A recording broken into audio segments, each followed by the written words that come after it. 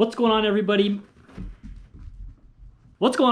My name is Greg Peters. You are watching Car Passion, and today, by the end of the day, I'd like to have the Miata ready to roll onto the trailer for the trip to Arizona because I got a busy work week ahead. And I'm also going to talk about how the Miata is clapped out, according to the comments section.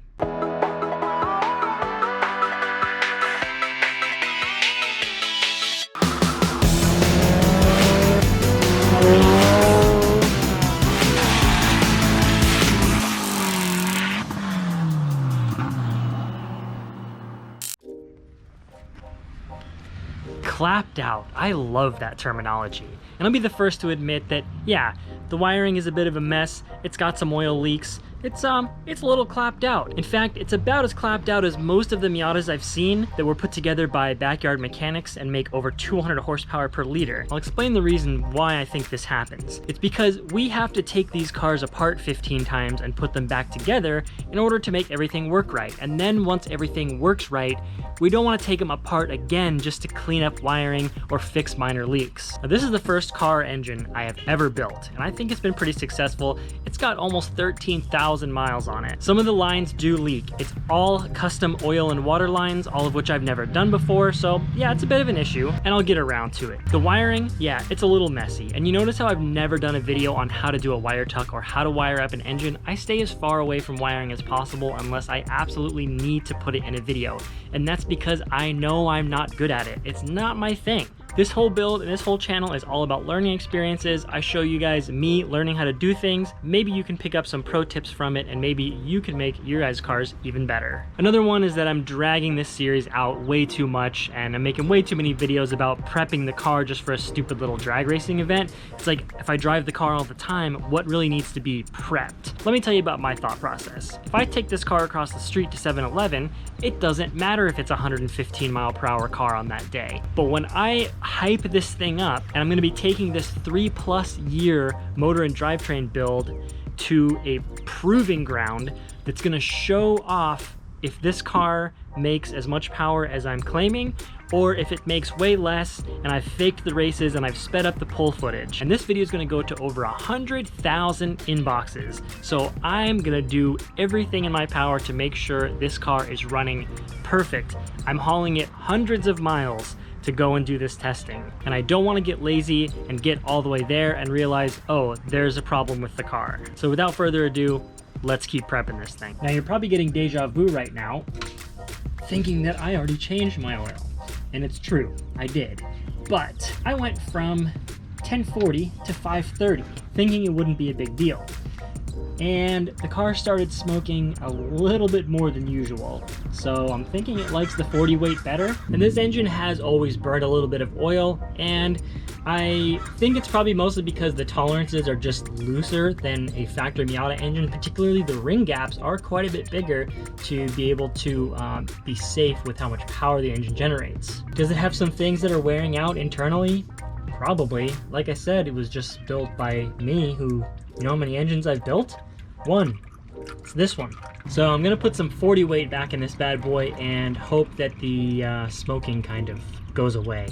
Dear future self, yes, you remembered to tighten the drain plug. Oh yeah, and another thing on the topic of you've been building this car for so long, why isn't it perfect yet? As you've seen from the last few videos, I am very busy both inside and outside of Car Passion. So if it comes down to me having to make a decision between should I pull my engine halfway apart to fix a minor oil leak, or should I spend the next few days making an awesome video for you guys, to me, the choice is obvious. So yes, I do let some stuff go on this car, but it still runs fine, okay? Don't stress. So what's the oil gonna be this time around? It's gonna be our Lord and Savior Rotella T6, very popular in the Miata community, although slightly controversial. Now I used to run only this oil in my turbo 1.6 liter, and I never had any oil related issues that I knew of. And then I'm also going to be doing the Lucas synthetic oil stabilizer. Now anybody that tells you I ran X oil and my engine blew up, I can guarantee with nearly 100% certainty the oil from the billion-dollar company that you put in your engine is not the reason that your engine blew up. First of all, there are way too many things going on inside an engine for it to blow itself into pieces and for you to guarantee that the brand or the weight of the oil is the reason why it ate itself. Now that includes me. I am not an oil scientist. I just put oil in my engine and I replace it every so often and it should be good. And if this thing goes to pieces, I'm not gonna be blaming the oil. I'm gonna be blaming the wrench turner. Okay, remember my old friend, the broken motor mount? Well, it just so happens that AWR Racing is local to me and they had a set of motor mounts for a 2001 Miata engine in stock and ready for local pickup. So I got these in their brand new variety, which is the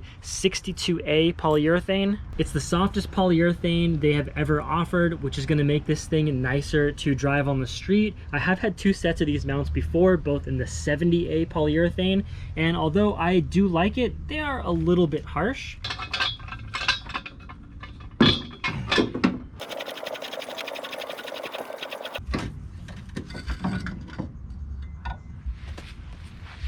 Alright, I know everyone wants to see the carnage here, so let's take this mount apart and see what it looks like. I am not faulting Innovative for this failure. This is also not a paid advertisement for anyone, including AWR, Innovative, nobody. What I did here is I took the red 60A bushings, which are rated for up to 250 horsepower, and I was like, wonder if they can handle over 400 horsepower worth of launches and flat shifts and abuse. And it turns out they can't. They broke. Because you guys know one of my favorite things to do on this channel is take parts and try to push them past the point of failure so I can show you guys, hey, this is what it takes to make this part break. That way, you don't have to go through the same thing. My advice to you is choose the right bushings for your motor mounts based on your power level and what you're going to be using the car for. Now, Innovative also reached out to me and they're like, hey, those bushings do fall under our lifetime warranty. We can get you out a new set, and since your event is coming up so soon, we will overnight them. And I think that just speaks volumes about them as a company, and I don't want this to come off as any sort of negative message against Innovative mounts.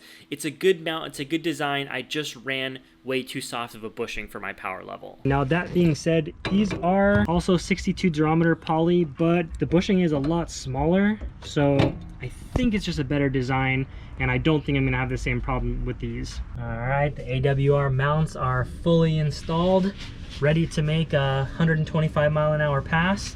Now I did find a couple oil lines that were leaking, and it's important when you do new lines, after you heat cycle the motor a few times, tighten everything again, because this stuff can lose their initial torque, particularly hose clamps that are clamping down rubber lines, and then you can end up with leaks. So just something to keep in mind, always recheck your stuff.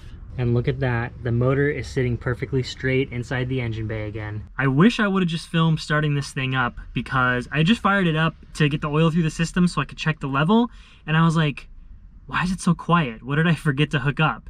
It's the motor mounts. They are definitely quieter than the AWR 70As that I had previously. There's probably a difference in noise because now I don't have a broken motor mount, so that's nice. But yeah, I mean, upon first fire up, they're actually reasonably quiet. Okay, I'm running out of daylight, so I'm gonna call it quits for tonight. I'll pick it back up tomorrow morning. There's just some little things that I gotta button up on the car, which I'll discuss with you guys in just a second. I'm gonna grab some dinner. I'll see you in the morning. Welcome to the only Starbucks that gets my name right.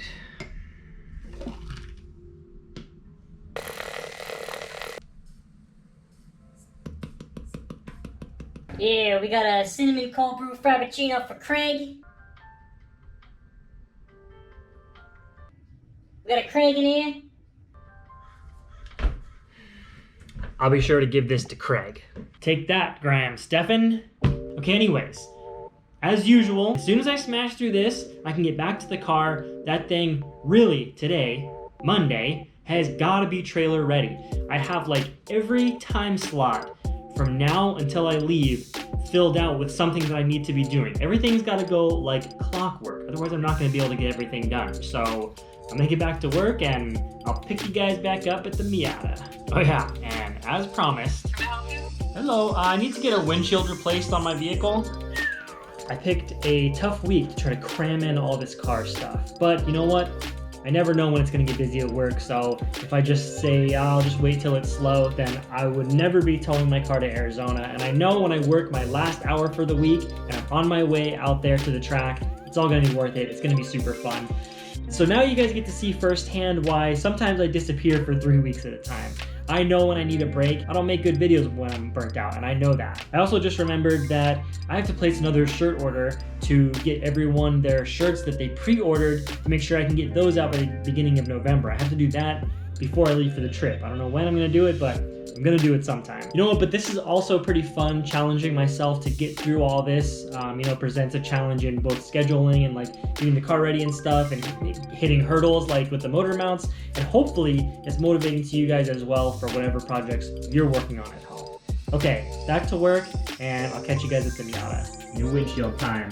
You know, the last time I got a windshield, do you guys remember? It was the last time that I brought this car to the quarter mile. That was 2015, and I was trying to prove some other point to some other people. So we're on the same theme here. I canyon run, I get cracks in my windshield, and I have to replace it every time I go to a legitimate track. Look at that, boys. They even gave me a free set of wipers. I guess I'll just, Okay, I'm fixing this leak that was quite a bit larger than I thought it was. This is my turbo feed line. Well, that's a spider web. I pulled apart the AN fitting, and this line was frayed pretty bad when I pulled it out. So obviously I wouldn't have built the line looking like this, but I think probably what happened is it frayed like this as I built the AN fitting, and obviously I couldn't see it. So I'm gonna just cut off this frayed part and start fresh, and hopefully we get a better connection and we'll stop this leak. You always want to get a nice clean cut when you're building AN lines. The fitting itself actually went a lot tighter than when I pulled it off, so obviously I fricked up that line when I built the motor, and hopefully it's fixed now. Going to the track is great because it forces you to fix all the little issues that you've been putting off. Please don't leak.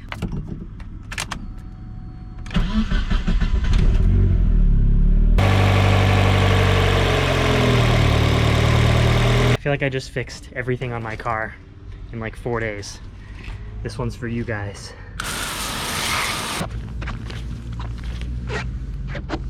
Alright, we need to speed things up here. So I have to refill the motor with coolant because it was disconnected from when I lifted it to do the motor mounts.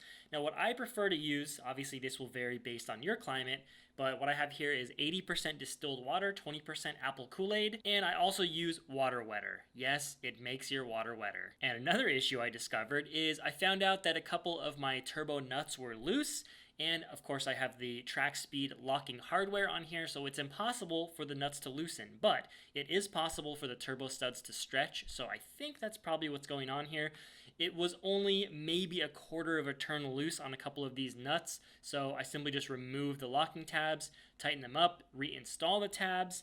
Part of the major service that I have to do to this car is pull the turbo system off and do new gaskets and basically freshen everything up. So when I do that, I'll probably replace the studs. But this is one of the worst places to have an exhaust leak. If you have exhaust leaking anywhere before your turbine, you are losing spool up. And it may seem like a small, insignificant leak, but trust me, every bit of energy going through that turbine does affect how the turbo performs. And pro tip, you can use your phone's front-facing camera to check out hard-to-see areas. Gotta give this air filter a wash so it is flowing at peak capacity. One thing I like to do with my secondary map sensor is hook up to this intake pipe right here, and I can measure the vacuum that the turbo is drawing on that pipe. Now, if your filter is too restrictive, it will draw a higher vacuum. It's always going to draw some vacuum, which is why it's important to hook the valve cover up pre-compressor, because that is helping draw some of the pressure out of the crankcase that you get from blow-by, especially on a higher boost application. And the most important repair of this video is fixing the lip to the car. Just going to go ahead and center this thing up and use vice grips, and you're done. That's it. It's time to go to the track. Just kidding. What I'm going to do here is drill slightly larger holes and use some hardware with washers that's going to secure this lip a little bit better than the hardware that comes with it. And I can say that this lip is more secure than it has ever been. Alright, I gotta cut this video off somewhere because otherwise I'll just keep going and going and I'll never get it edited and then you'll never see it, and that's not good. So this is probably the last video you'll see before the video of the event, I assume, unless there's some kind of catastrophe with the car. Knock on wood. And that video probably won't be until, I don't know, Tuesday or Wednesday of next week, unfortunately, because now I have to go to the event and do the event and film it and enjoy my time in Tucson. So smash that like button if you learned something, if you enjoyed this video, if you laughed. Subscribe if you are new, and I will catch you in the next one. Peace out.